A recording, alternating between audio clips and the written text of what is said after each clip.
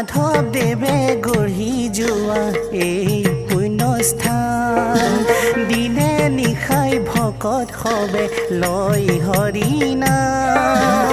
মাধৱদেৱে গঢ়ি যোৱা এই পুণ্যস্থান দিনে নিশাই ভকত সবে লয় হৰি নাম। শংকৰ মাধৱ দুয়োজনা গুৰু জগতৰ নাম সঞ্জীৱনী মুখে মুখে ভকতৰ।